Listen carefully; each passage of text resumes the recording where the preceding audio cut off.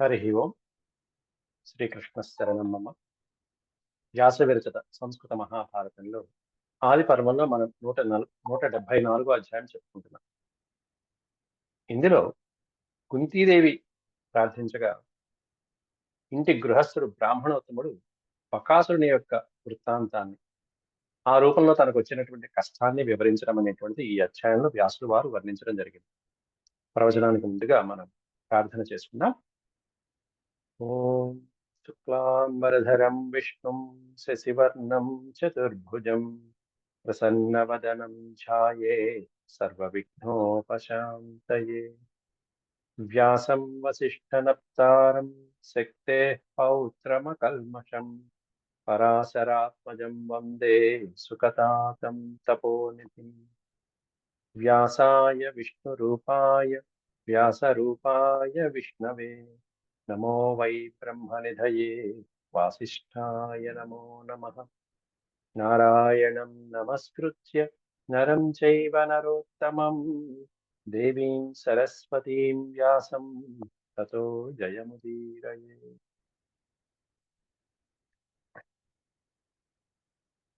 వ్యాస విరచిత సంస్కృత మహాభారతం ఆది పర్వంలో 174 అధ్యాయం. ఇందులో అంతకు పూర్వం పాండవులు ఉంటున్నటువంటి బ్రాహ్మణుడు, ఆయనకు వచ్చినటువంటి కష్టం, ఈ బకాసుడి రూపంలో వచ్చినటువంటి కష్టాన్నంతా కూడా మాట్లాడుకుంటూ, అటు బ్రాహ్మణుడు, ఆ తర్వాత ఇల్లాలు, తర్వాత కుమార్తె, ఎవరి అభిప్రాయాన్ని వాళ్ళు చెప్పడం జరిగింది ధర్మబద్ధంగా. అవన్నీ విని సరైన సమయంలో కుంతీదేవి అడుగుతుంది. కుంత్యా రోదన కారణ ప్రశ్నే బ్రాహ్మణేన బక వృత్తాంత కథనం అనేటువంటిది ఈ అధ్యాయంలో వర్ణిస్తున్నారు. కుంత్యువాచ, కుంతి ప్లస్ ఉవాచ కుంత్యువాచ. కుంతీదేవి ఈ విధంగా పలుకుతున్నది. కుతో మూలమిదం దుఃఖం జ్ఞాతుమిచ్చామి తత్వతః విదిత్వాప్యకర్ష విదిత్వాప్యకర్షేయం విదిత్వా అపకర్షేయం విదిత్వాప్యపకర్షేయం శక్యం చేదపకర్షితుం. శక్యం చేదపకర్షితుం, అపకర్షణం అంటే తొలగించడం. విదిత్వాపి అపకర్షేయం, ఒకవేళ తెలుసుకుంటే, నీ కష్టాన్ని తెలుసుకుంటే తొలగించదగినటువంటిదైతే నేను తొలగించగలను అనుకుంటే నా కుమారుడు సహాయంతో నేను దాన్ని తొలగించేస్తాను, నీ కష్టాన్ని. కుతో మూలమిదం దుఃఖం, అసలు ఈ దుఃఖం నీకు ఎందుకు వచ్చింది, మీరు ఎందుకింత దుఃఖపడుతున్నారు అని జ్ఞాతుమిచ్చామి తత్వతః. తత్వతః, ఆ మూలం, తత్వం, ఏ కారణంతో మీరు ఇంత బాధపడుతున్నారనేటువంటి ఆ సారాంశం, అంశాన్ని నేను జ్ఞాతం ఇచ్చామి, తెలుసుకోబోతున్నాను. తెలుసుకుని ఏం చేస్తామయ్యా అంటే విదిత్వా అపకర్షేయం. అపకర్షేయం అంటే తొలగించడం. నేను చేయగలిగిన దాన్ని అయితే కనుక దాన్ని తొలగిస్తానయ్యా ఏదో సహాయంతో అని చెప్పి. అంటే బ్రాహ్మణ ఉవాచ, బ్రాహ్మణోత్తముడు ఉపపన్నం సతామేతత్ యద్బ్రవీ యద్బ్రవీపి తపోధనే. యద్బ్రవీపి అనుంది, యద్బ్రవీతి అని ఉండాలి. యద్బ్రవీతి తపోధనే. తపోధనే అనేది సంబోధన వాచకం. ఓ తపోధనురాలా అంటూ కుంతీదేవిని చక్కగా సంబోధిస్తూ బ్రాహ్మణోత్తముడు మాట్లాడుతున్నాడు. ఉపపన్నాం సతామేతత్ యద్బ్రవీతి. సత్పురుషులు ఏ విధంగా మాట్లాడాలో అలా మాట్లాడారు. కష్టాల్లో ఉన్నటువంటి వాళ్ళని ఎలా ఓదార్చాలో అలా చక్కగా వచ్చి నువ్వు ఓదార్చావు. ఉపపన్నం, ఉపపన్నం అంటే ఇది నీకు తగినటువంటిదేనమ్మా, ఎందుకంటే నువ్వు కూడా సత్పురుషుల కోవకు చెందిన దానివి. సతాం అనే పదం సత్పురుషులు, సజ్జనుడు అనేటువంటి అర్థాన్ని సూచిస్తుంది. సతాం ఉపపన్నమేతత్, సజ్జనుడికి ఇది సరి అనేది. ఎవరైనా కష్టాల్లో ఉంటే తట్టుకోలేరు, వెంటనే వెళ్ళి ఆ కష్టాల్లో పాలు పంచుకుంటూ వాళ్ళు తీర్చగలిగింది అయితే తీరుస్తారు. నువ్వు అలాగే మాట్లాడావు. కానీ మా దుఃఖం ఒకళ్ళు తీర్చదగినటువంటిది కాదు, తీర్చలేనటువంటి దుఃఖం వచ్చింది మాకు. నతు దుఃఖమిదం శక్యం మానుషేణ వ్యపోహితం. మానుషేణ వ్యపోహితం, మనుష్యమాతృడు, మానవ మాతృడు అనేటువంటి వాడు తీర్చలేనటువంటి అతి అతి కష్టమైనటువంటి, అంటే వాళ్ళకి కూడా అశక్యమైనటువంటి కష్టం దుఃఖం అనేటువంటిది మేము అనుభవిస్తున్నాం. నతు దుఃఖం ఇదం శక్యం, ఈ నా అనేటువంటి తీసుకొచ్చి ఈ శక్యం ముందు పెడితే నశక్యం. ఇదం దుఃఖం మానుషేణ వ్యపోహితం, మానవ మాతృడు తన ప్రయత్నంతో ఈ దుఃఖాన్ని తొలగించలేదు, అశక్యం, అది అత్యంత కష్టం. తథాపి, అయినప్పటికీ నువ్వు అడిగావు కాబట్టి కుతూహలంతో ఆ విషయం చెప్తానమ్మా, చెప్పుకుంటే కాస్త పోతుంది కదా. తథాపి తత్వమాఖ్యాస్యే దుఃఖస్యేతస్య సంభవం. తత్వమాఖ్యాస్యే, తప్పకుండా నువ్వు అడిగావు కాబట్టి మాకు వచ్చినటువంటి దుఃఖాన్ని ఇదిగో ఆఖ్యాస్యే నీకు చెప్పబోతున్నాను. శక్యం వా యది వా శక్యం శృణు భద్రే శృణు భద్రే యథా తథం. ఓ భద్రే, భద్రమైన దాన, శుభకరమైన దాన. ఈ తపోధనే, భద్రే ఇవన్నీ కూడా కళ్యాణి, ఇవన్నీ కూడా సంబోధన వాచకాలు. ఆ కుంతీదేవిని చక్కగా ప్రస్తావించడంలో వచ్చేటువంటి వాక్యాలు. భద్రే శృణు యథాతథం, ఉన్నది ఉన్నట్టుగా చెప్తాను వినుమ్మా.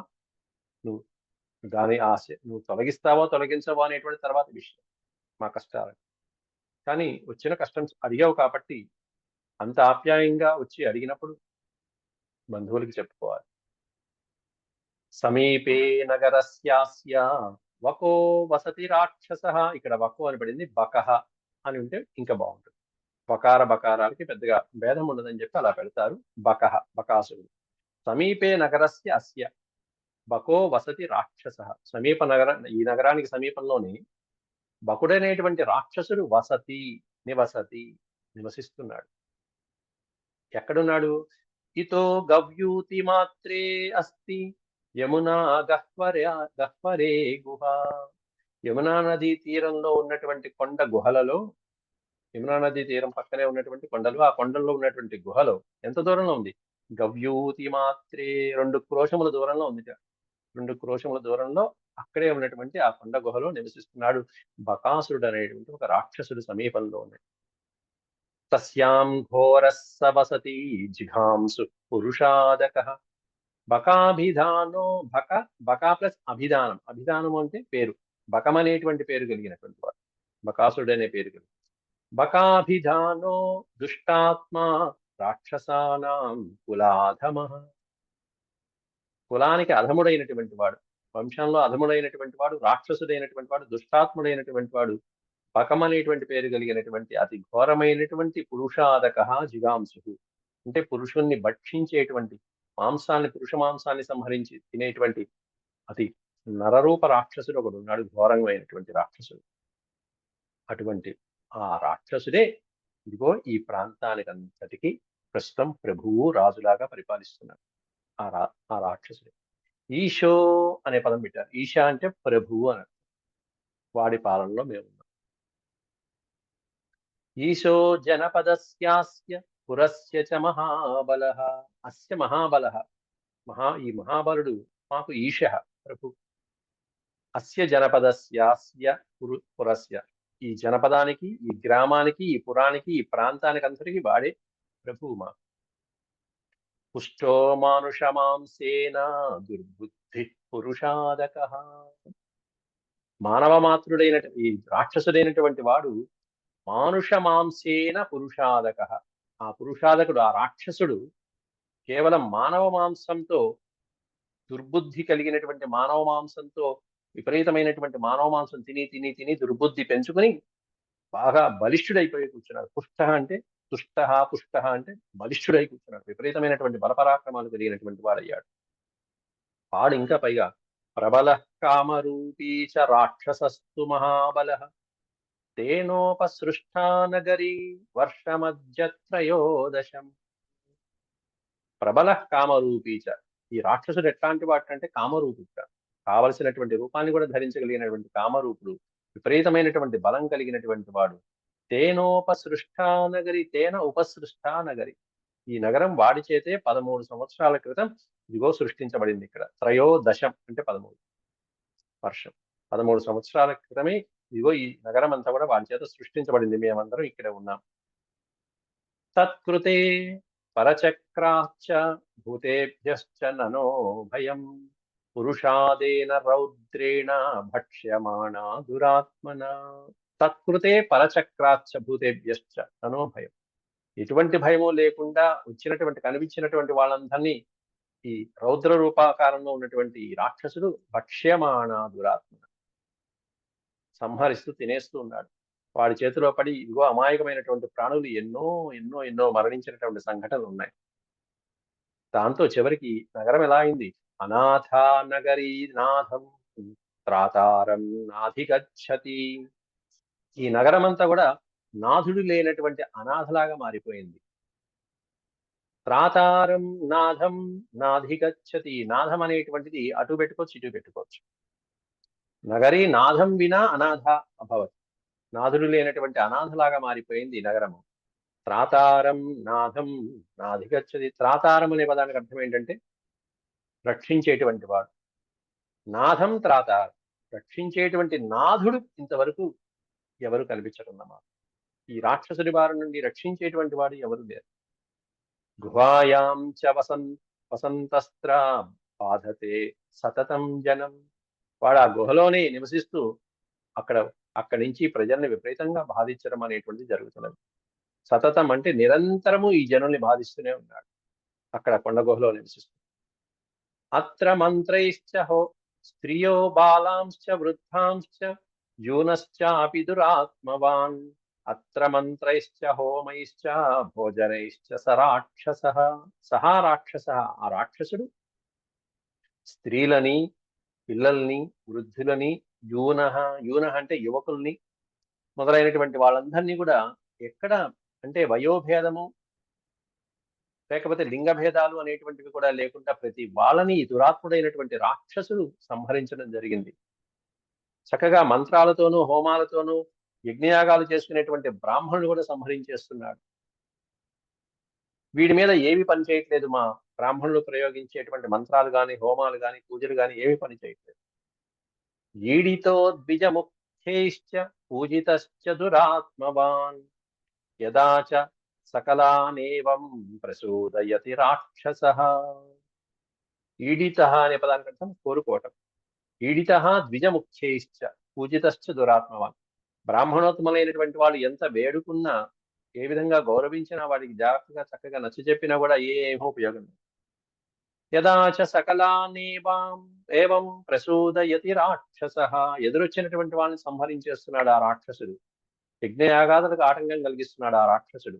చివరికి బ్రాహ్మణులు చేసేది లేక అధైనం బ్రాహ్మణా సర్వే, సమస్తమైనటువంటి బ్రాహ్మణులందరూ చివరికి చేసేది లేక ఎట్లా పడితే అట్లా అందరినీ ఏ రోజుకి ఆ రోజు భయం లేకుండా వీడు చంపేస్తున్నాడు.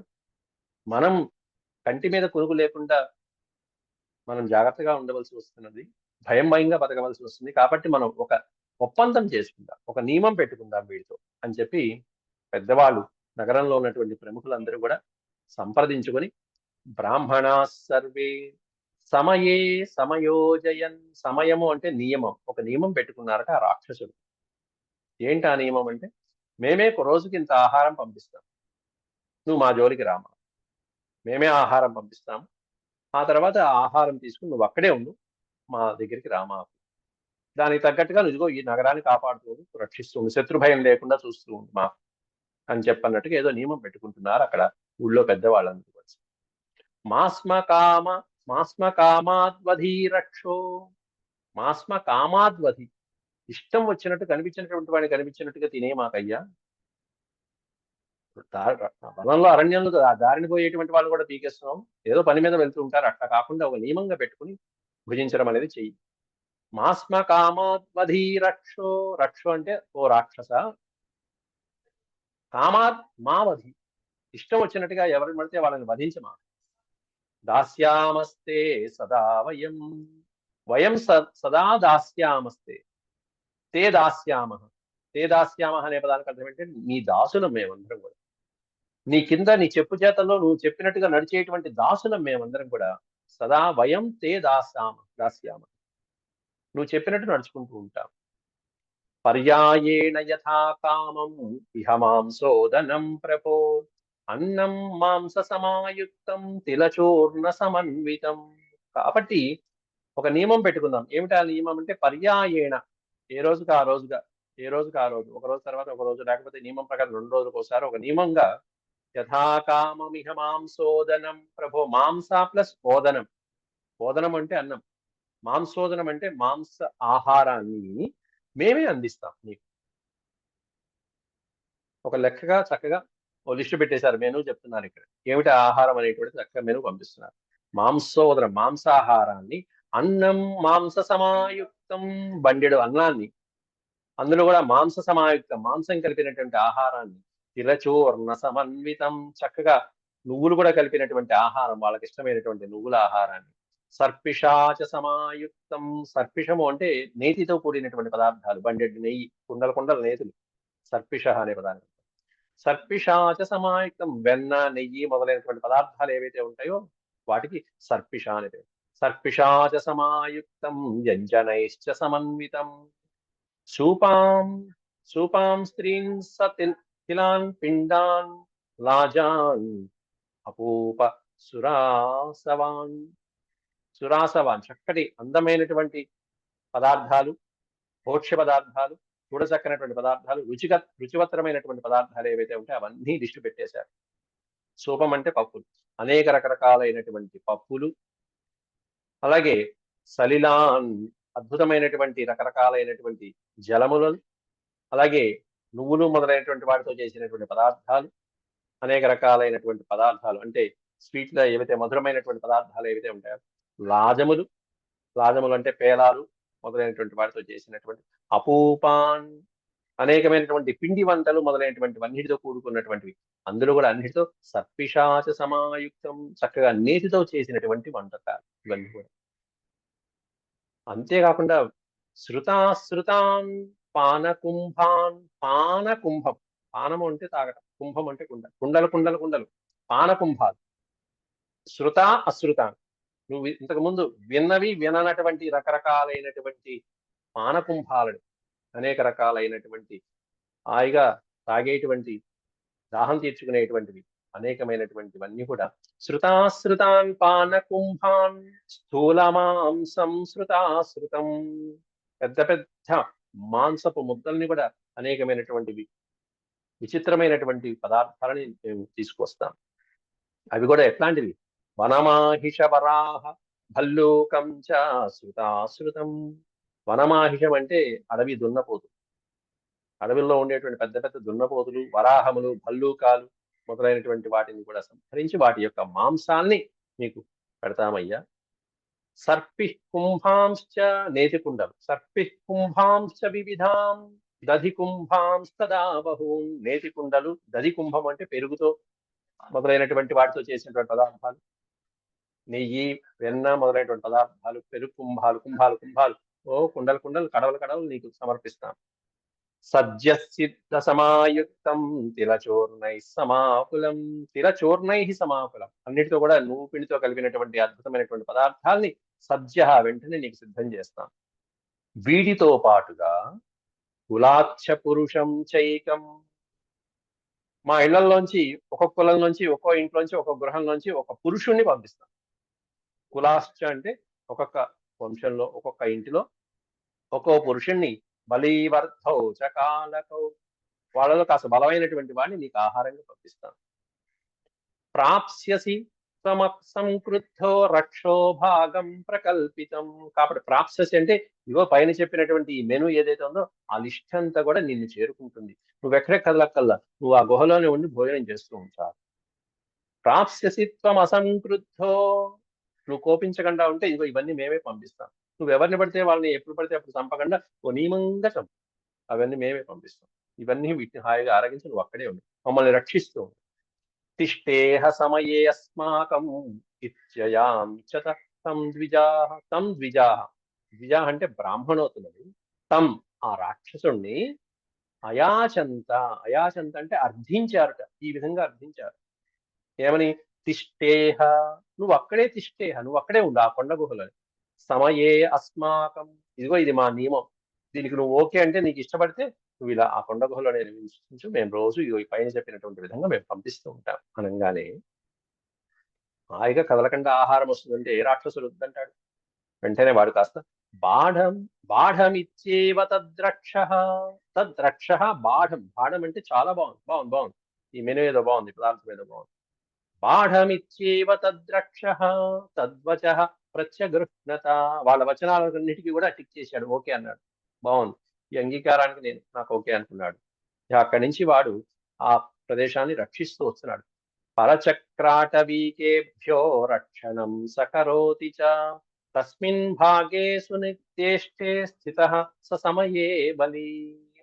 శత్రువుల నుండి అలాగే వేరే ఈ ప్రదేశానికి ఆటంకం కలిగించేటువంటి మోసగాళ్ళ నుంచి భూతాల నుంచి వాటి నుంచి ఈ రాక్షసుడు ఆ ప్రాంతాన్ని రక్షిస్తూ ఇదిగో వాళ్ళు చెప్పినటువంటి వాళ్ళు చేసుకున్నటువంటి నియమంతో అలా అలా అలా దినదిన ప్రవర్ధమానై బలవంతుడైపోయాడు ఆ రాక్షసుడి కాస్త. తస్మిన్ భాగే సునిర్దిష్టే, ఆ ప్రదేశంలోనే ఉంటూ వీళ్ళని రక్షిస్తున్నాడు, వీళ్ళు పెట్టిన ఆహారం తిని వాడు బలవంతుడైపోయాడు. అలా ఒక్కొక్క రోజు ఒక్కొక్క ఇంట్లోంచి ఏకైకం చైవ పురుషం, ఒక్కొక్క రోజు ఒక్కొక్క పురుషుడు ఇంట్లోంచి వెళ్తూ ఉంటారు. ఏకైకం చైవ పురుషం సంప్రయచ్చంతి వేతనం, వాడికి నియమం ప్రకారం వాడికి చెల్లించుకోవాల్సినటువంటివన్నీ చెల్లించుకుంటూ ఉంటాం.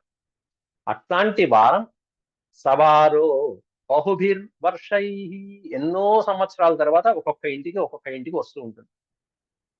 అంటే మొత్తం అంతా రౌండ్ ఒక సర్కిల్ లాగా అనమాట. సవారో, సవార అంటే ఆ వంతు, వారం అంటే ఇక్కడ ప్రధానికి అర్థం వీక్ అని కాదు, వారం అంటే వంతు. ఆ వంతు ఒక్కో ఇంటికి ఒక్కో పురుషుడు వెళ్ళేటువంటి వంతు బహుభిర్వర్షై, కొన్ని సంవత్సరాల తర్వాత ఒక్కో ఇంటికి వస్తూ ఉంటుంది. బహుభిర్వర్షై భవత్యసుకరో నరై, అది ఎంతో అసుకరమైనటువంటి అశుభమైనటువంటి రోజు ఆ ఇంట్లో మానవులకి. తద్విమోక్షాయ, విమోక్షాయ అంటే వాడి బాధ నుండి తప్పించడం కోసం చాలా మంది ప్రయత్నాలు చేశారు, పాపం చనిపోయారు. తద్విమోక్షాయ ఏ కేచిత్ యతంతే, యతంతే పురుషా క్వచిత్, యతంతే అనే పదానికి అర్థం ప్రయత్నించుట, యతంతే. క్వచిత్ పురుషా, కొంతమంది పురుషులు వీడి బాధ నుండి తప్పించుకోవడానికి కొంతమంది కేచిత్ యతంతే, కొంతమంది ప్రయత్నం చేశారు, కానీ వాడి గతి ఏం పట్టింది. సపుత్రదారాం స్థాన్ హత్వా తద్రక్షో భక్షయచ్యుత, వాణ్ణి వాళ్ళ పుత్రుల్ని పిల్లల్ని దారాం భార్యని వాళ్ళ ఇంట్లో బంధువులందరినీ కూడా సంహరించి ఆ రాక్షసులు వాళ్ళందరినీ కూడా సంహరించి తినేయటం జరిగింది. ఇట్లా ఎవరు ప్రయత్నించినా వాళ్ళ కుటుంబాన్నంతా నాశనం చేశాడు ఆ రాక్షసుడు. అయితే మరి ఈ నగరానికి అంతకు ముందు ఒక రాజు ఉండేవాడు కదా, అసలు వాడు ఏమయ్యాడు అనేటువంటిది వ్యాసుల వారు ఇక్కడ చెప్తున్నారు. వేత్రకీయ గృహే రాజా నాయం నయమిహా స్థితః, ఒక రాజు ఈ ప్రదేశాన్ని ఈ ప్రాంతాన్ని పరిపాలించేటువంటి ఒక మహారాజు నాడు. ఆ రాజు ఉండే ప్రదేశం వేత్రకీయ గృహే, ఇది ఒక స్థలం పేరు. వేత్రకీయ గృహం అనేటువంటి ఒక స్థలం ప్లేస్ లో, ఆ ప్రదేశంలో ఈ ప్రదేశాన్ని ఈ దేశాన్ని పరిపాలించే ఒక రాజు ఉన్నాడు రాజా. కానీ వాడు ఎట్లాంటి వాడు రాజు.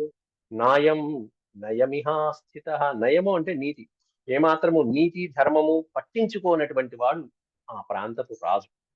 కాబట్టి ఇక్కడ ప్రజలు పడుతున్నటువంటి కష్టాన్ని రాక్షస పీడని కూడా ఏమాత్రము పట్టించుకోకుండా ఏమాత్రం ఉపాయాలు చేయకుండా వదిలేశాడు. ఉపాయం తం నకురుతే, ఉపాయం నకురుతే, ఇట్లా రాక్షస బాధ పడుతున్నారు ప్రజలని తెలిసి కూడా ఎటువంటి ఉపాయాలు చేయకుండా ఏమి పట్టించుకోనటువంటి రాజు ఆ రాజు. ఉపాయం తం నకురుతే యత్నాదపి సమందధీహి, అట్లాంటి రాజుకు ఒక బిరుదిస్తూ ఉంటాడు వ్యాసుడు వారు, మందధీహి, బుద్ధి లేనటువంటి వాడు అని. మందధి, ధీ అంటే బుద్ధి, మందధి అంటే తెలివి తక్కువ గదవా. అటువంటి రాజు పరిపాలిస్తున్నాడు ఆ ప్రాంతాన్ని. ఈ ప్రాంతాన్ని అసలు పట్టించుకోవటమే లేదు, ప్రజలు ఇన్ని కష్టాలు పడుతున్నారు. అనామయం జనస్యాస్య ఏన స్యాత్ అస్య శాశ్వతం, అనామయం జనస్యాస్య, అనామయం అంటే ఆరోగ్యంగా ఉండదు, ప్రజల బాగోగులు, అస్య జనస్య అనామయం, ఈ ప్రజల యొక్క బాగోగులు కష్టాలు అనేటువంటివి వాడు అసలు పట్టించుకోవటం లేదు, శాశ్వతంగా వదిలిపెట్టేశాడు ఆ ప్రాంతాన్ని ఆ రాజు కూడా. దాంతో వీళ్ళకి ఇన్ని కష్టాలు వచ్చాయి. ఇప్పుడు రాజు పట్టించుకోవట్లేదు కాబట్టి ఇదిగో ఈ బకాసుడే వాళ్ళ ప్రాంతాన్ని కాపాడుతున్నారు, ప్రజలు వాడి అండదండల్లో ఉంటున్నారు, కాబట్టి వాడికి సమర్పించవలసినంతా సమర్పిస్తున్నారు. ఏతదర్హావచం నూనం వసామో దుర్బలస్య యే విషయే నిత్యవాస్తవ్యాః కురాజానముపాశ్రితాః, కురాజానముపాశ్రితాః. రాజు అంటే తెలిసిన పదమే, కానీ కురాజా అనే పదం ఎప్పుడైనా పెట్టామంటే నీచమైనటువంటి గుణాలు కలిగినటువంటి రాజు కురాజా అంటారు. కురాజానముపాశ్రిత అంటే చెడు రాజుని ఆశ్రయించినటువంటి ప్రజలకు వచ్చేటువంటి కష్టాలు ఇవన్నీ కూడా అని అర్థమవుతుంది. ఇవన్నీ ఏతదర్హావచం నూనం, ఇవన్నీ ఈ కష్టాలని ఎప్పుడు వస్తాయంటే కురాజానం ఉపాశ్రిత, చెడు రాజుని ఒక అధర్మాత్ముడైనటువంటి పరిపాలకుడి దగ్గర ఉండే ప్రజలు పడేటువంటి కష్టాలు ఇవన్నీ, కాబట్టి మాకు ఇన్ని కష్టాలు వచ్చాయని చెప్పి బ్రాహ్మణోత్తముడు కుంతీదేవికి చెప్తున్నారు ఇవన్నీ కూడా. నిత్యవాస్తవ్యాహ కురాజానముపాశ్రిత, ఇవన్నీ నిత్యవాస్తవ్యాహ, నిత్యము జరిగేటువంటి కష్టాలే. ఇగో ఇట్లాంటి మూర్ఖులైనటువంటి రాజులను ఆశ్రయించినటువంటి వాళ్ళకి వచ్చేటువంటి కష్టాలు ఇవన్నీ. బ్రాహ్మణ కస్య వక్తవ్యాః కస్య వాశ్చందచారిణః గుణైరేతే హి వత్స్యంతి కామగాః పక్షిణో యదా.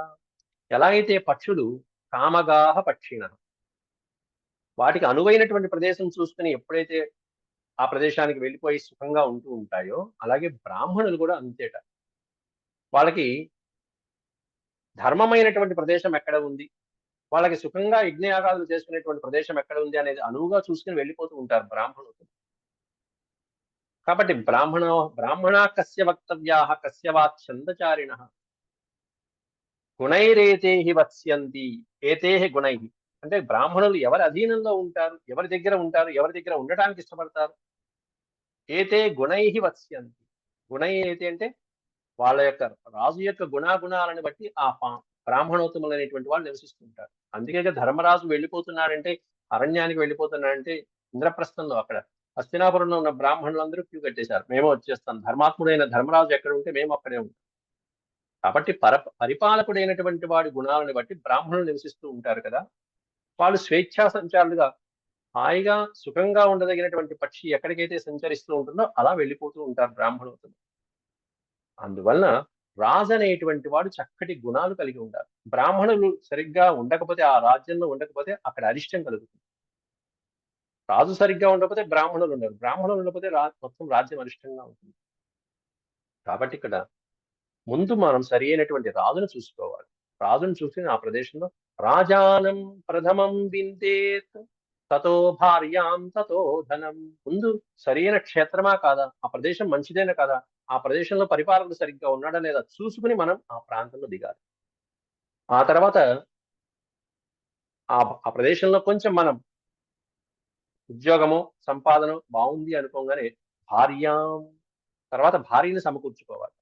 తతో ధనం, భార్యను సమకూర్చుకున్నాక ఇక ధనం ఎలా సంపాదించాలి, కుటుంబాన్ని ఎలా పోషించుకోవాలి, తల్లిదండ్రులను ఎలా చూసుకోవాలి అనేది ఆలోచించుకోవాలి. రాజన్ అసతి లోకేస్మిన్ కుతో భార్య కుతో ధనం. అసలు రాజే సరిగ్గా లేకుండా ప్రజలే అంటే సరైన క్షేత్రంలో అధికారి అనేటువంటి వాడు సరిగ్గా లేనటువంటి ప్రదేశంలో ఇంకా భార్య ఎందుకు, ఇంకా ధనం సంపాదించి ఏం ప్రయోజనం. ఎందుకంటే అంతా అనర్థం పాలైపోతున్నాడు. ప్రస్తుతం ఉన్న రాష్ట్రాలు చూడండి, అధికారంలో ఉన్నటువంటి వాడు నికృష్టమైనప్పుడు ఇక ప్రజలు ఎంత సంపాదించినా ఏమవుతుంది, మొత్తం నీళ్ళలాగా వాడికి సమర్పయాలి అంతే. కాబట్టి ఇంకా వాళ్ళకి భార్య ఎందుకు, ఇంకా ధనం ఎందుకు. వయస్య సంచయేనాస్య జ్ఞాతీన్ పుత్రాంశ్చ తారయేత్. విపరీతం అక్షరం తప్పు పడింది, విపరీతం పడింది, విపరీతం ఉంది. వయస్య సంచయేనాస్య, పండితుడు అనేటువంటి వాడు ఎప్పుడు కూడా ఇట్లా క్రమబద్ధంగా సంపాదించుకోవాలి. రాజు ప్రదేశంలో మంచి రాజును చూసుకోవాలి, తర్వాత భార్యను సమకూర్చుకోవాలి, తర్వాత ధనాన్ని సమకూర్చుకోవాలి, తర్వాత జ్ఞాతీన్ పుత్రాంశ్చ, బంధువులను ఏర్పాటు చేసుకోవాలి, పుత్రుల్ని ఏర్పాటు చేసుకోవాలి. ఇలా ఆర్డర్లో సంపాదించుకుంటూ రావాలి ఎప్పుడు కూడా. కానీ బ్రాహ్మణుడు చెప్తున్నాడు, నా జీవితంలో ఇవన్నీ విపరీతంగా అయ్యాయి. విపరీతం అంటే కింద నుంచి పైకి. ఇవన్నీ నేను చూసుకోవాలి, ఏ ప్రాంతం ఏంటో చూసుకోలేదు. ముందు భార్యను చూసుకున్నాను, తర్వాత ఏదో పిల్లలను చూసుకున్నాను, తర్వాత డబ్బెలా విపరీతం మయా ఛేదం త్రయం సర్వముపార్జితం. కాబట్టి ఈ భార్య, ధనము, సంతానము వీటిని నేను ఇలా చేయవలసిన పద్ధతిలో చేయకుండా విపరీతంగా చేశాను. రివర్స్ ఆర్డర్లు చేయడానికి విపరీతం అంటారు. అలా చేశానయ్యా. తదిదమాపదం ప్రాప్య భృశం తప్యామహే వయం. కాబట్టి ఈ ఆపద నుంచి మేము భృశం తప్యామహే, భృశం అంటే మిక్కిలి బాధపడుతున్నాం, మిక్కిలి దుఃఖిస్తున్నాం అని ఈ బ్రాహ్మణుడు తనకొచ్చిన దుఃఖాన్నంతా కుంతీదేవికి చెప్పాడు. సోయమస్మానను ప్రాప్తో వారః కుల వినాశన భోజనం పురుషైశ్చైక ప్రదేయం వేతనం మయా. అట్లాంటిది ఈరోజు మయా వేతనం ప్రదేయం, నా వంతు వచ్చింది, మా ఇంటి వంతు వచ్చింది. కాబట్టి నేను ఆ రాక్షసుడికి భోజనం పెట్టి, అంటే ఏదైతే ఇందాక చెప్పినటువంటి పెద్ద లిస్ట్ ఉందో ఆ లిస్ట్ లో ఉన్నటువంటివన్నీ మా ఇంట్లో ఉన్న ఒక పురుషుడితో పాటుగా తీసుకుని వెళ్ళాలి, వేతనంగా ఇవ్వాలి.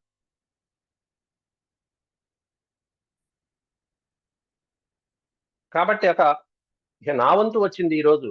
భోజనం పురుషశ్చైకః ప్రదేయం వేతనం మయా నచ మే విద్యతే విత్తం సంక్రేతుం పురుషం క్వచిత్ సుహృజ్జనం ప్రదాతుంశ్చ న శక్ష్యామి కదాచన నచ మే విద్యతే విత్తం. నాకు ధనము సంపాదించుకునేటువంటి మార్గము కనిపించట్లా. పోనీ ఏదైనా ఎవరికైనా డబ్బు ఇచ్చి ఇంకో పురుషుని పంపిద్దామా అని చెప్పి అది చూసుకుందామంటే నాకు అంటే మన కుమారుని పదిలో నా పదిలో ఇంకో పురుషుడిని తెచ్చుకుని వాడికి ధనం ఇద్దామంటే అంత ధనము నా దగ్గర లేదు. సుహృజ్జనం ప్రదాతుం న శక్ష్యామి కదాచన. నా సుహృజ్జనుల్ని నా బంధువుని నేను వదులుకోలేను. కాబట్టి గతి లేక నేనే వెళ్తున్నాను. గతిం చాన్యాం న పశ్యామి అన్యాం గతిం న పశ్యామి. ఇక వేరే గతి లేదు నాకు బోధపడట్లా. గతిం చాన్యాం న పశ్యామి తస్మాన్ మోక్షాయ రక్షసః సోహం దుఃఖార్ణవే మగ్నో మహత్య సుకరే భృశం. అతి కష్టమైనటువంటి దుఃఖం నేను అనుభవిస్తున్నాను. ఈ రాక్షసుడి బాధ నుండి ఎలా విమోచనం కలిగించుకోవాలో నాకు వేరే దిక్కు తోచట్లేదమ్మా. నువ్వు అడిగావు కాబట్టి అదంతా చెప్తున్నాను. సహైవేతైర్గమిష్యామి బాంధవైరద్య రాక్షసం. కాబట్టి ఆ రాక్షసుడికి ఆహారంగా ఈరోజు నేనే వెళ్తున్నాను. ఇక నా తర్వాత వాడు కుటుంబాన్ని కూడా నాశనం చేస్తాడు. తతో సహ సహితాన్ క్షుద్రః సర్వానేవోపభోక్ష్యతి దుఃఖమూలమిదం భద్రే మయోక్తం ప్రశ్నతో అనఘే. నువ్వు ప్రశ్నించావు కాబట్టి ఓ భద్రే మయా ఉక్తం దుఃఖమూలమిదం. ఈ దుఃఖానికి కారణం అంతా నువ్వు అడిగావు కాబట్టి చెప్పాను తల్లి. కాబట్టి ఈరోజు నేను వెళ్తున్నాను. నా తర్వాత ఇగో నా కుటుంబం అంతా కూడా ఏదో రకంగా ఈ రాక్షసుడి బారిన ఈ రోజు కాకపోతే రేపైనా వాడి బారిన పడాల్సిందే అమ్మా అంటూ జరిగినటువంటి బకాసుడి యొక్క వృత్తాంతంలో వాళ్ళు పడేటువంటి ఇబ్బందులు బ్రాహ్మణుడు చెప్పాడు. ఇది శ్రీమన్మహాభారతే ఆది పర్వణి బకవధ పర్వణి చతుస్సప్తత్యధికశతతమోऽధ్యాయः సమాప్తः. ఓం శాంతి శాంతి శాంతి. యదక్షరపద భ్రష్టం మాత్రాహీనం చ యద్భవేత్ తత్సర్వం క్షమ్యతాం దేవనారాయణ నమోస్తే. సర్వం శ్రీకృష్ణార్పణమస్తు. ఓం నమో భగవతే వాసుదేవాయ.